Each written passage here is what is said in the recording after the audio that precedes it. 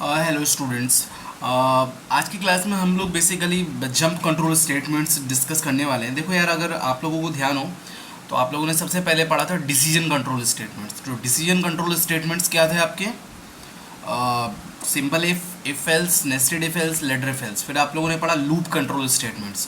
तो लूप में आपने लूप पढ़े, while loop, do while loop और फॉर लूप। फिर आपने पढ़ा आपका केस कंट्रोल स्टेटमेंट। तो केस कंट्रोल स्टेटमेंट्स में आपने सिर्फ और सिर्फ एक स्विच पढ़ा। तो एक आपका रहेगा that one is your jump control statements. तो जंप कंट्रोल स्टेटमेंट्स में आप लोगों के 4 स्टेटमेंट्स हैं: ब्रेक, कॉन्टिन्यू, गो टू और रिटर्न। कहीं ना कहीं ब्रेक का आपने यूज़ स्विच में किया था और रिटर्न का यूज़ आप लोगों ने फंक्शन किया था कि जैसे ही कंपाइलर रिटर्न को पढ़ता है। जंप का मतलब होता है कि आप जैसे ही ब्रेक जब भी पढ़ते तो स्विच के अंदर से अचानक जंप मार के कहीं ना कहीं बाहर आ जाते थे ना, जिस भी आप बॉडी ब्लॉक के अंदर थे बाहर। रिटर्न जैसे आपने पढ़ा, जहाँ से आपको कॉल किया गया वहीं आप रिटर्न हो जाओगे, वापस हो जाओगे। तो इसी तरीके से 2 स्टेटमेंट और होते हैं, continue, go to. Exactly return तो आप लोगों ने फंक्शन में पढ़ा हुआ है, ब्रेक भी स्विच में पढ़ा हुआ है, बट स्टिल मैं कंटिन्यू और गो टू पे ज़्यादा फोकस करूँगा एग्जैक्टली। तो अगर मैं डिफाइन करूँ तो ध्यान से देखो।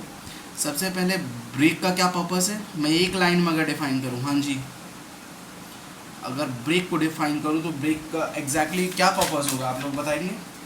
Jumping out of a loop. अगर एक लाइन में देखेंगे तो जंपिंग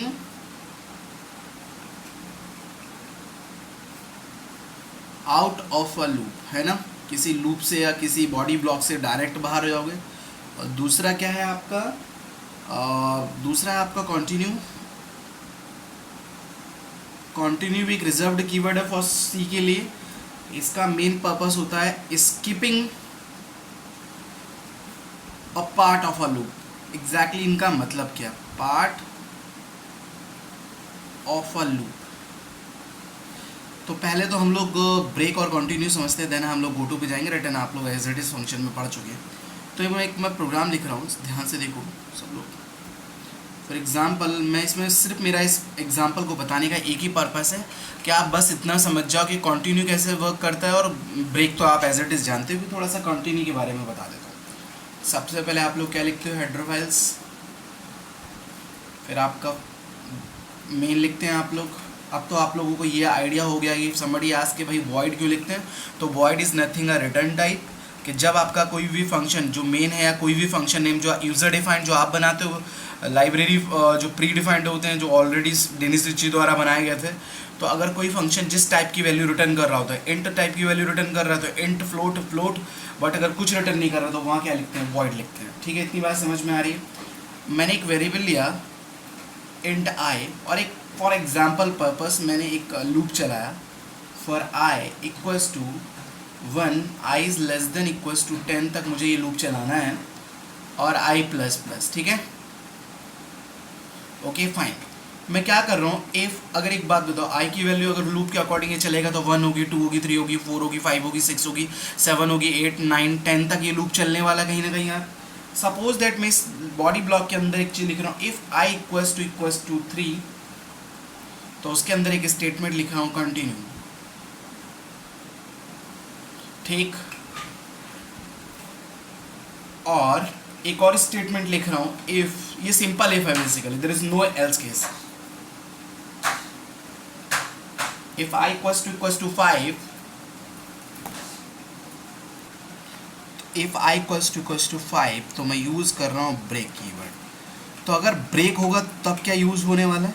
और ये फॉर लूप आपका मैं इस फॉर लूप के ही अंदर एक स्टेटमेंट लिख रहा हूँ printf। ये एक बात बताओ, अगर मैं ध्यान से देखो क्या करता हूँ कि अगर ध्यान से देखना, मान लो कि अगर ये दोनों मेरे स्टेटमेंट नहीं होते, मतलब इतना पोर्शन अगर इस लूप में नहीं होता, तो आपका एग्जैक्टली इस लूप का पर्पस क्या होता है? 1 से लेकर 10 तक के सारे नंबर्स प्रिंट हो जाते। You know very well how to do या how to execute the for loop.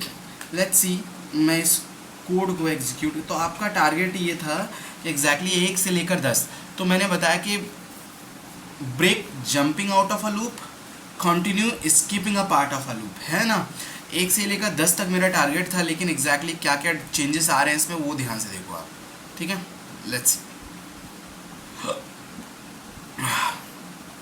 Okay fine. जैसे आप वेरिएबल डिक्लेरेशन करते हो क्या बनता है? मेमोरी बनती। आई को कुछ भी इनिशलाइज नहीं कर रखा है मैंने, लेकिन यहाँ पर इनिशलाइज किया तो आई इक्वल्स टू 1। ठीक है, कुछ भी पर्टिकुलर एड्रेस मान लो, I is less than 10 condition is true. अब ध्यान से सुना, आई इक्वल्स टू आई की वैल्यू क्या 1, तो क्या ये ब्लॉक चलेगा 1 इक्वल्स टू 3? नहीं।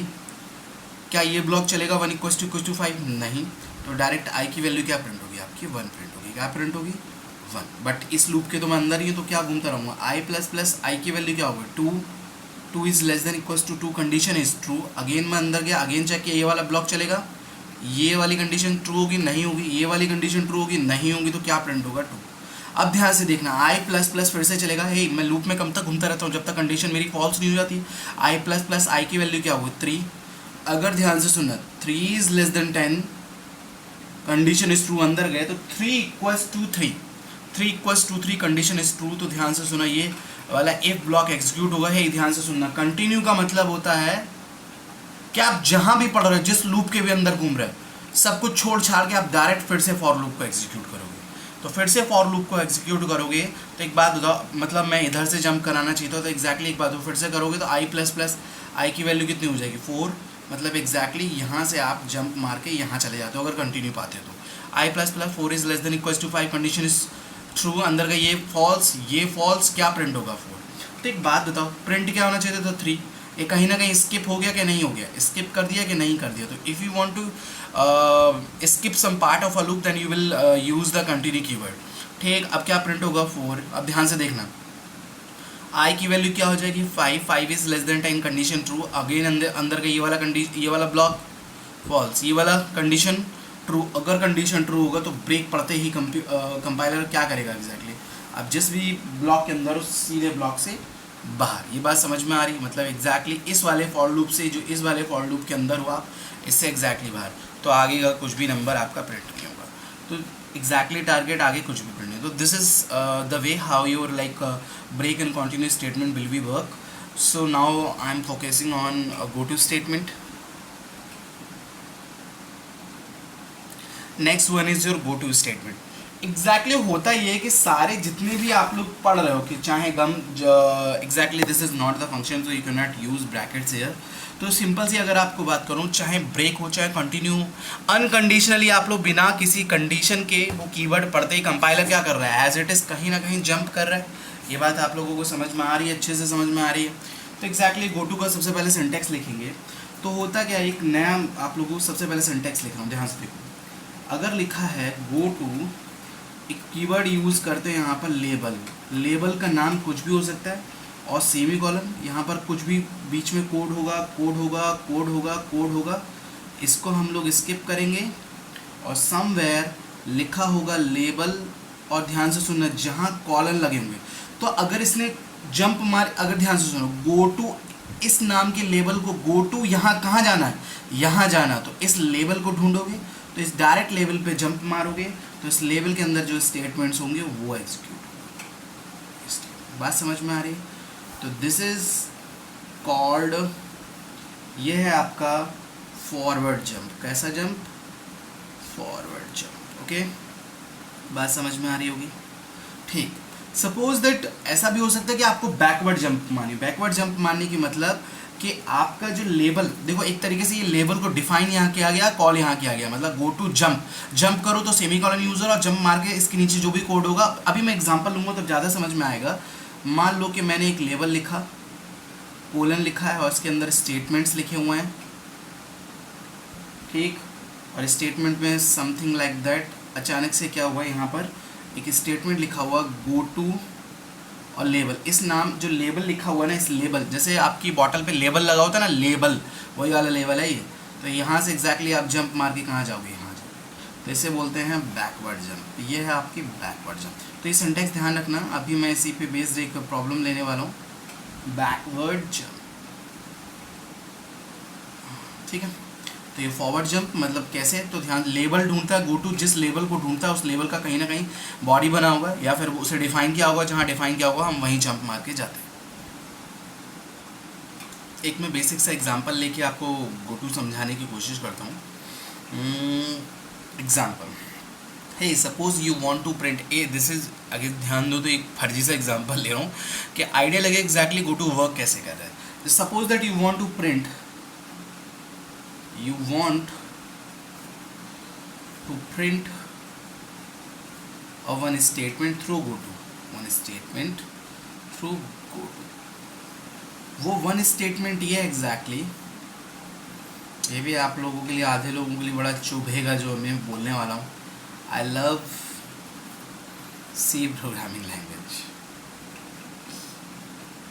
कुछ लोग तो बहुत ज़्यादा हेट करते होंगे। आई लव तो आप लव की जगह हेट भी कर सकते हो, कोई इशू नहीं है। I love C programming language, ठीक है, फाइन। तो एग्जैक्टली ये स्टेटमेंट मुझे प्रिंट कराना है। वैसे तो क्या प्रिंट ऑफ लिखो और as it is statement print कर दो, लेकिन मुझे पर्पस गो टू का समझाना है। तो सबसे पहले ध्यान से देखो, हेडर फाइल्स लिखोगे, ठीक है, ओके, वॉइड मेन लिखोगे। एग्जैक्टली कैसे वर्क करता है वो मैं आपको ध्यान से समझाने की कोशिश कर रहा हूँ। देखो, सपोज दैट कि लेबल जहाँ डिफाइन होता है वहाँ कोलन लगता है, जहाँ कॉल होता है वहाँ सेमीकोलन लगता है, मतलब जब जंप मारते हैं। और जहाँ डिफाइन होता है उसके अंदर उसका स्टेटमेंट पर्टिकुलर लिखा हो। जैसे मैंने लिखा प्रिंट है, मान लो मैंने यहाँ लिखा प्रोग्रामिंग, ठीक है, ओके ओके प्रोग्रामिंग। और इसके बाद मैंने कोई स्टेटमेंट लिखा, मान लो गो टू सी, मान लो गो टू सी लिख दिया, ठीक है, ओके फाइन। उसके बाद मैंने एक ऐसे ही नॉर्मल सा एक लेबल ले रखा है बी, और जिसमें मैंने कुछ प्रिंट करा रखा है print f, anything you want to print. उसके अलावा आपने लिखा हुआ है गो टू ए, और इसके बाद मैं कोशिश कर रहा हूँ कि एक इजी सा आपके लिए प्रॉब्लम बनाऊँ। गो टू एक सी को मैंने यहाँ डिफाइन कर रखा है, क्योंकि मैंने सी को कॉल किया हुआ है प्रिंट एफ, ठीक है, ओके मैं समझ गया। तो मान लो मैंने यहाँ लिखा आई लव, ओके, यहाँ लिखा मैंने go to B C go to A, okay fine. तो देखो, अगर कोशिश करो तो एग्जैक्टली ये प्रोग्राम कैसे वर्क करेगा। जैसे ही यहाँ से मेन से पढ़ने के बाद आप यहाँ होगे तो हमेशा ध्यान देना कि लेबल को आप कभी भी, अगर कोई लेबल और कोलन लगा हुआ तो आप उसे एग्जीक्यूट नहीं कर सकते। एग्जैक्टली उस पर्टिकुलर लेवल तक, मतलब उसकी बॉडी यहाँ से लेकर उस पर्टिकुलर लेवल को एग्जीक्यूट करने के लिए आप गो टू के थ्रू ही जा सकते हो। तो ये स्किप करोगे इतना पार्ट, डायरेक्ट मिलेगा आपको go to C. Go to सी, सी नाम का लेबल ढूंढोगे आप। सी नाम का जब लेबल ढूंढोगे तो आप एग्जैक्टली कहाँ पहुँचोगे, फॉरवर्ड जंप यहाँ पहुँचोगे, और इसका जो स्टेटमेंट होगा वो प्रिंट कराओगे। आई लव लिख के आएगा आई लव। उसके बाद इसको एग्जीक्यूट करना है गो टू बी, बी का मतलब बैकवर्ड जंप। बी में क्या लिखा हुआ है सी, उसके बाद इसके नीचे गो टू ए, यहाँ स्पेस है ए का मतलब आप एग्जैक्टली यहाँ वो आई लव सी प्रोग्राम। तो कुछ इस तरीके से आपका गो टू वर्क करता है। मीन सिचुएशन ऐसी आएंगी कि आपको लिटरली, अभी देखना आप लोग खुद ही समझ जाओगे कि गो टू को मैं कहाँ यूज़ करने वाला हूँ अपने प्रोग्राम में। जैसे you want to jump anywhere into the program, तो आप डायरेक्ट गो टू लगाओ, उस पर्टिकुलर जिस सेक्शन पे आप जाना चाहते हो उसको उस लेवल के अंदर बंद कर दो जिस लेवल से आप उसे कॉल कर सकते हो। चलो एक छोटा सा मैं एग्जांपल और लेने की कोशिश कर रहा हूँ। जैसे मान लो कि आप जो है यूज़र से एज इनपुट कराओ। जैसे मान लो मैंने डायरेक्ट मैं वॉइड मेन से लिख रहा हूँ, ध्यान से देखो, वॉइड मेन, ओके, और मैंने एक वेरिएबल लिया इंट एज, ठीक है, और एज का यहाँ डब्बा बॉक्स मेमोरी अलोकेट हो जाएगी एज के लिए। फिर मैंने ऐसे ही एक लेबल बनाया जिसका नाम था वोट, ठीक है, वोट सेमीकोलन। हमेशा मैंने तुमको बताया कि कंपाइलर एग्जैक्टली करेगा क्या, इसको स्किप कर देगा जब कोई लेबल और कोलन को पढ़ेगा। तो मैंने लिखा प्रिंट एफ, मैं लेबल्स पहले क्रिएट कर रहा हूँ, print f you are eligible for waiting. Exactly मेरे प्रोग्राम का टारगेट ये कि मैं एज इनपुट कराऊंगा 18 से अगर ग्रेटर होगी तो लिख के आएगा you are eligible for voting else not voting. You are eligible for voting, ठीक है, फाइन। ऐसे ही मैंने एक और आपका लेबल बना लिया प्रिंट एफ, हाँ जी, you are not eligible for voting, you are not eligible for voting, ठीक है। एग्जैक्टली मैंने क्या किया, देखो ये दोनों जो लेबल्स हैं इनको कहीं ना कहीं कंपाइलर स्किप करेगा, कंपाइलर डायरेक्ट यहाँ पहुँचेगा। मैंने लिखा print F enter your age, ठीक, स्कैन एफ एज इनपुट कराओगे तो कौन सा वेरिएबल ले रखा है, एम% एज, हाँ जी। और मैंने यहाँ पर लिखा इफ, ध्यान से देखना, age is greater than equals to 18, तो मैं डायरेक्ट लिख रहा हूँ गो टू, यहाँ ओपन करके गो टू वोट, वोट नाम की जो है लेबल को कॉल कर रहा हूँ एक तरीके से, जंप करा रहा हूँ, else go to no vote, no vote. तो एक बात बताओ, मान लो सबसे पहले मैंने क्या किया, ये दोनों स्टेटमेंट स्किप हो जाएंगे कंपाइलर, ठीक, तो लिखोगे एंटर योर एज, मान लो आपने एंटर एज किया 19, तो 19 इनपुट के 19 इज ग्रेटर देन 18, तो गो टू वोट, वोट का मतलब आप जंप मार के कहाँ जाओगे, डायरेक्ट जंप मार के कहाँ जाओगे, वोट पे, और लिख के आएगा you are eligible for voting. Suppose that आपने 19 की जगह 9 इनपुट किया, तो स्टेटमेंट फॉल्स होगा, गो टू नो वोट, तो कहाँ जाओगे, नो वोट पे जंप मार के जाओगे। तो this is the idea how your go to statement works. Return you know variable के फंक्शन में जहाँ भी आप रिटर्न करते हो, तो जिस पोजीशन से आपने कॉल किया आप वहीं रिटर्न कर जाते हो। ऐसे ही ब्रेक आपने स्विच में भी यूज़ किया, तो these are your jump control statement. Okay, thank you for today.